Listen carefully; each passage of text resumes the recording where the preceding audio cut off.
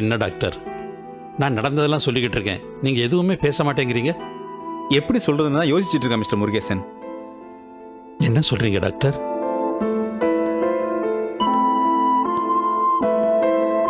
உணர்ச்சி வசப்பட்டாலோ எமோஷனல் ஆனாலோ வலிப்பு வந்து மயங்கி விடுற மாதவி அதை தாண்டி அடுத்த கட்டத்துக்கு போயிட்டாங்க. நாம என்ன செய்யறோங்கிறத உணர்ந்து அதை செய்ய முடியாத நிலைமையில இருக்காங்க. அதோட விளைவுதான் அவங்க போலீஸ் ஸ்டேஷன் போனது, அந்த பொண்ணோட வீட்டுல போய் சண்டை போட்டது, இங்க வந்து பொருட்களை உடைச்சது. நீங்க சொல்றது ஒண்ணுமே புரியல டாக்டர். மாதவி கொஞ்சம் கொஞ்சமா தன்னையே இழந்துட்டு வர்றாங்க. இதே நிலைமை நீடிச்சா தான் யாருங்கிறதே அவங்களுக்கு புரியாம போயிடும். டாக்டர், அதிர்ச்சி ஆகாதீங்க மிஸ்டர் முருகேசன். மாதவியோட உடல்நிலையும் சரி மனநிலையும் சரி அதை நோக்கி தான் போயிட்டு இருக்கு. அவங்க முழுமையா தன்னை இழக்கிறதுக்குள்ள அவங்கள காப்பாத்தி ஆகணும். அதுக்கு ஒரே மருந்து நான் ஏற்கனவே உங்ககிட்ட சொன்ன மாதிரி கீதா உருவத்தில் இருக்கிற அந்த கௌரி தான். வெறும் மருந்து மாத்திரையால மட்டும் மாதவியை குணப்படுத்த முடியாது. அவங்க ஏங்கிக்கிட்டு இருக்கிற அந்த குழந்தை பாசம் அவங்களுக்கு கிடைச்சாகணும். வேற வழியே இல்ல.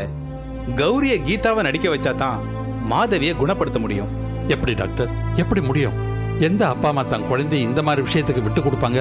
விட்டு கொடுக்க மாட்டாங்க தான். மாதவி ரொம்ப கிரிட்டிக்கலான பொசிஷன்ல இருக்காங்களே, அவங்க நிலைமையை எடுத்து சொல்லி கேட்டு பார்க்கலாம். அவங்க கொடுக்க மாட்டாங்கிற முடிவுக்கு நாமளே வந்துட வேண்டாம் இல்லையா? ஐயோ டாக்டர், எப்போ குணமாகன்னு தெரியாம நான் அந்த வீட்டில் போய் என்ன பேச முடியும்? சரி, அந்த வீட்டில் ஒத்துக்கிட்டு ஒருவேளை கௌரி இங்க வந்து கீதாவை நடிச்சிட்டு திரும்பி போகும்போது மாதவியோட நிலைமையை யோசனை பண்ணி பார்த்தீங்களா? இத்தனை நாள் பாசத்தை கொட்டிட்டு பிரிய வேண்டிய வேலை வந்தா பின் விளைவுகள் இன்னும் பயங்கரமா இருக்குமே டாக்டர். அப்ப நாம என்ன செய்ய போறோம்? மறுபடியும் கீதா அமெரிக்கா போயிட்டா அயர்லாந்து போயிட்டான்னு போய் தான் சொல்ல போறோமா? இதுக்கு ஒரு முடிவே இல்லையா? எல்லாருமே நல்லதொரு முடிவுக்காக தானே போராடுறோம். இது ஒரு முயற்சி தான். இதுல மாதவி ரெக்கவர் ஆயிட்டாங்கன்னா இவ்வளவு நாள் மறைச்ச உண்மையை பக்குவமா எடுத்து சொல்லி அவங்க மனசை தேர்த்து முடியுங்கிற நம்பிக்கை எனக்கு இருக்கு. பாசிட்டிவாவே நினைப்போம், நல்லதையே நினைப்போம், நல்லதே நடக்கும். நீங்க கௌரியோட அப்பா அம்மாட்ட பேசி கீதாவா நடிக்க வைக்க ஏற்பாடு பண்ணுங்க. அப்ப நான் கிளம்புறேன் சார்.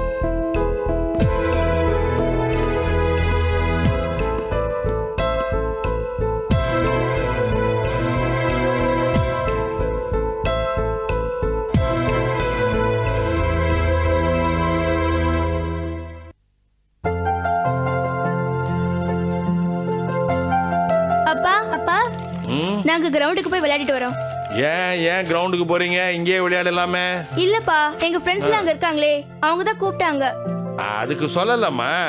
உனக்கு ஏற்கனவே நேரம் சரியா இல்ல. யாரோ வந்து உன்னை அவங்க பொண்ணுன்னு சொல்லிட்டு இருக்கிறாங்க. அதுக்காக தான் சொன்னேன். கௌதம், நீ கௌரிய பத்திரமா பாத்துக்கணும். போனோம் வந்தோன்னு இருக்கணும். சரி, போயிட்டு வாங்க.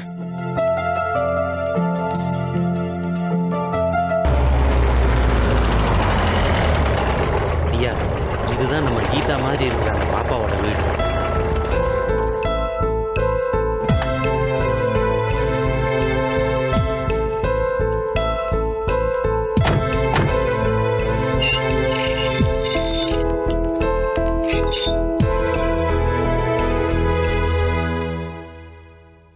கௌரி, ஐயோ கௌரி, நீ உள்ள இரு. சீக்கிரம் வா கௌதம்.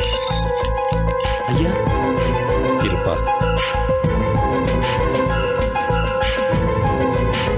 அப்பா, என்ன என்ன என்னாச்சு? அன்னைக்கு ஒரு ஆண்டி நான் தான் உங்க பொண்ணு கீதா கீதான்னு சொல்லி ஓடி வந்தாங்கன்னு சொன்னேன்ல, அந்த ஆண்டியோட அப்பா இப்ப வந்திருக்காங்கப்பா.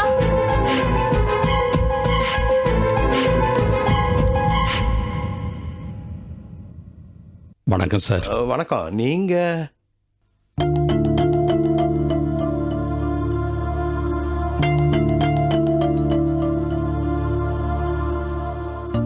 யாருங்க இவரு? கனக இவரு சார், நான் யாருன்னு உங்களுக்கு தெரியும். ஆனா உங்க மனைவிக்கு தெரியுமான்னு எனக்கு தெரியாது. முதல்ல உங்க எல்லார்கிட்டையும் மன்னிப்பு கேட்க வந்திருக்கேன். எதுக்கு எதுக்கு நாங்க உங்களை மன்னிக்கணும்? காரணம் என்னன்னு நான் சொல்றேன். இங்க வந்து கௌரி ஏமகன்னு சண்டை போட்டுட்டு போனாலே மாதவி, அவ ஏமக தான்.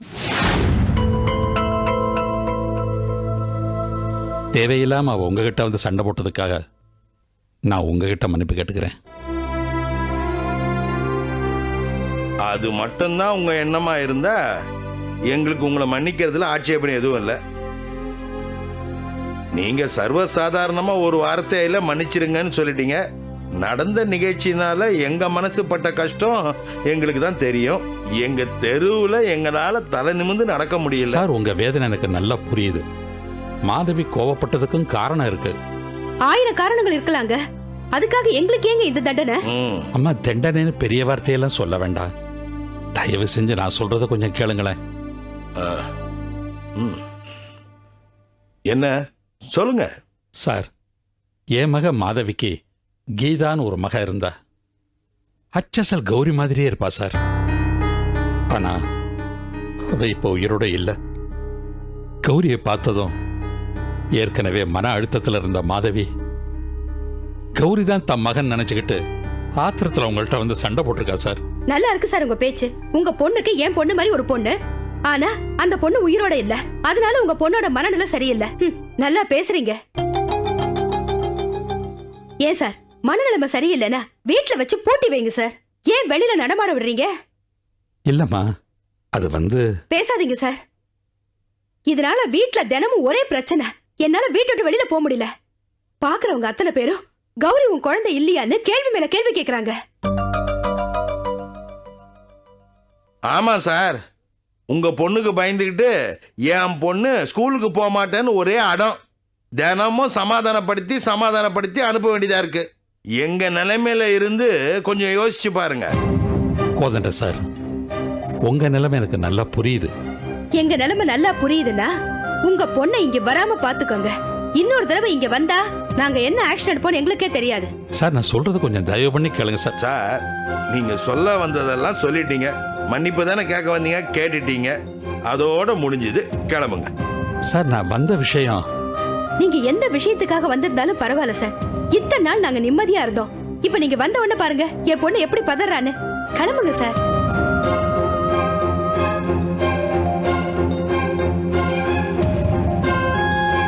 மாதவி தன்னையே கொஞ்சம் கொஞ்சமா இழந்துட்டு வர்றாங்க. அவங்க முழுமையா இழக்கிறதுக்குள்ள நாம அவங்கள காப்பாத்தி ஆகணும். அதுக்கு ஒரே மருந்து கீதா உருவத்தில் இருக்கிற கௌரி தான்.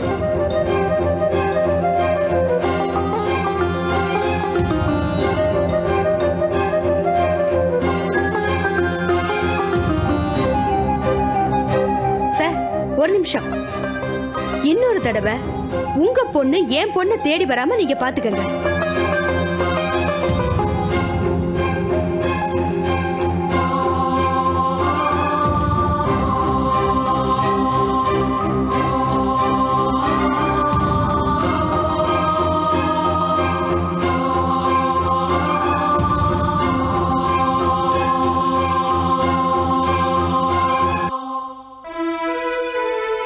சிறியோர் விதைச்ச வெள்ளாம வீடு வந்து சேராதுன்னு பூலோகத்துல ஒரு பழமொழி சொல்லுவாங்க.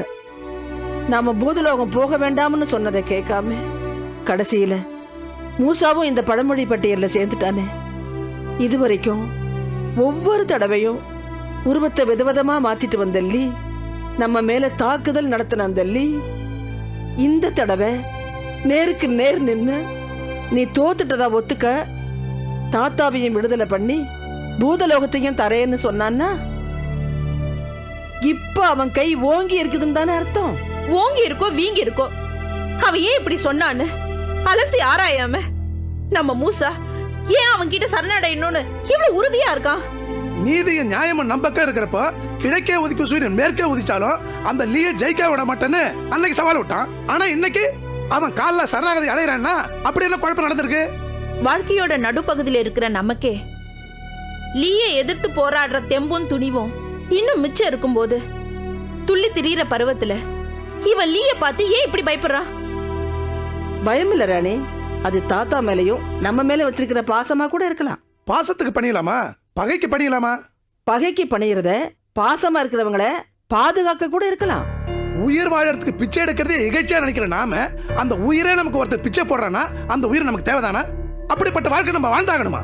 5 அறிவு படைத்த கவரிமானே உயிருக்கு முடிக்கு வித்தியாசம் பார்க்காதப்ப 6 அறிவு படைத்த சகல சக்தி உள்ள பூதலோக சத்திரிய குலத்தை சேர்ந்த நாம எப்படி இருக்கணும்?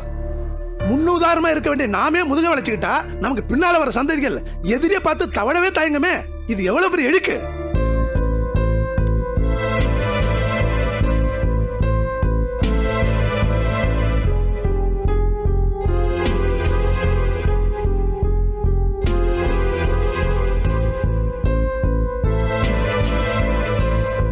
நீங்க 3 பேரும் உங்க முழு மனசோட என்ன வழி அனுப்ப போறது இல்லைன்னு உங்க முகத்தை பார்க்கும்போது எனக்கு தெரிஞ்சு போச்சு. சரணடையணும்னு போற புள்ளைய எந்த தாயும் சந்தோஷமா அமுச்சு வைக்க மாட்டா மூசா. இது காவிய காலம் இல்லம்மா, கலிகாலம். உயிரை தக்க வச்சுக்க அந்த உயிரை தவிர வேற எதை வேணும்னாலும் இழக்கலாம். மூசா, இதை நீயா சொல்ற? ஆமா பாட்டி, வேற வழி இல்ல. அப்படி வாழ்ந்தாங்கன்னு என்னப்பா கட்டாயா? பலசாலிய பலசாலின்னு ஒத்துக்க மாட்டோன்னு அப்படின்னு உங்களுக்கு பிடிவாதம். யாரு அந்த லீ பலசாலி? அதை நாங்க ஒத்துக்கணும்ல? ஆமா, நாம தான் தோத்து போயிட்டுமே. வேண்டாம் மூசா, அப்படிலாம் சொல்லாத. இல்லப்பா, உண்மை அதுதான். நான் அவன்கிட்ட போய் சரணடைய போறேன்.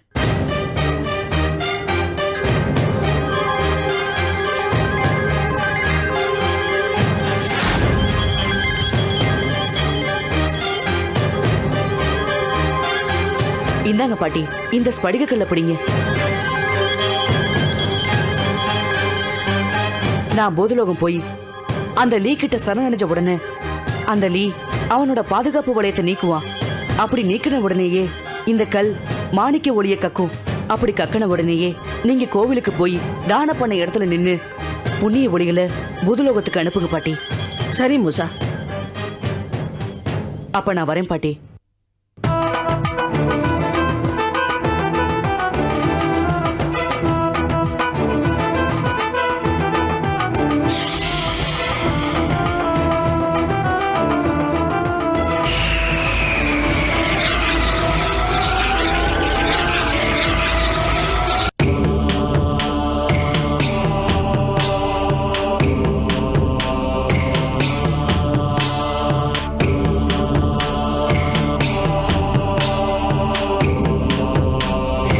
மூசா சரணடைய வர்றான், வலைய போட போறேன், மலைய புரட்ட போறேன்னு சொல்லிட்டு கண்ணை மூடிட்டு தவத்துல உட்காந்துட்டாரே.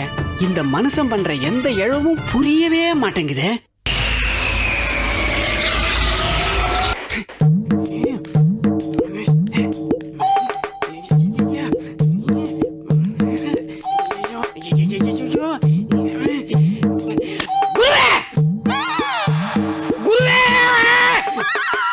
சொல்லு.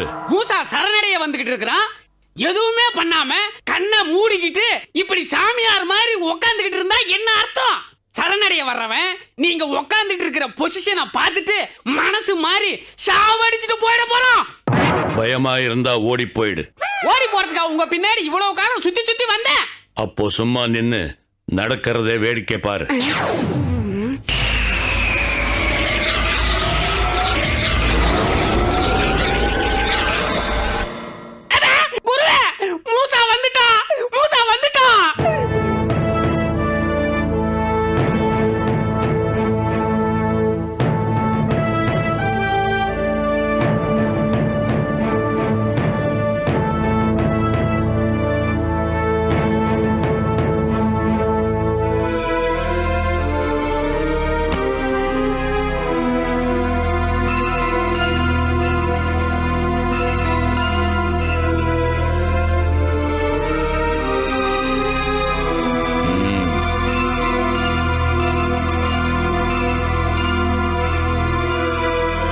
நான் தோத்துட்டேன். நான் என்னோட தோல்வியை ஒத்துக்கிறேன். நான் பண்ண எல்லா தப்பையும் மன்னிச்சு என் தாத்தாவை விடுதலை பண்ணு. அவருக்கு பதிலா நான் காலம் பூரா உனக்கு அடிமையா இருந்து சேவகம் பண்றேன். உன்னுடைய இந்த நிலைமையை பார்த்து பரிதாபப்படுகிறேன் மூசா. நீ வீரன், அடிபடிய மாட்டேன்னு நினைச்சேன். ஆனா உன்னுடைய செயல் எனக்கு வியப்பாக இருக்கிறது.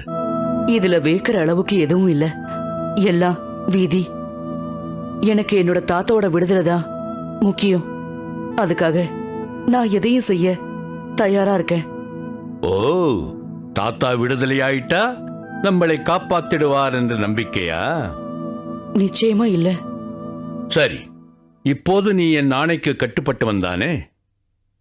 ஆமாம். என் ஆணைகளுக்கு அடிபணிய வேண்டியது உன் கடமைதானே? ஆமாம். அப்படியானால் என்னையும் என் கட்டளைகளையும் மீற மாட்டேன் என்று உன் பூதகுலத்தின் மீது ஆணையிட்டு சத்தியம் செய்து கொடு.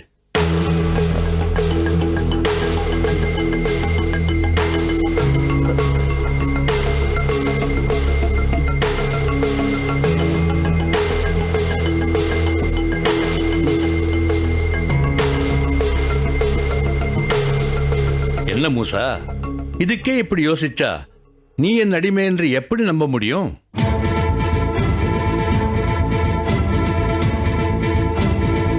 நான் உன்னையும் உன்னோட கட்டளைகளையும் மீற மாட்டேன்.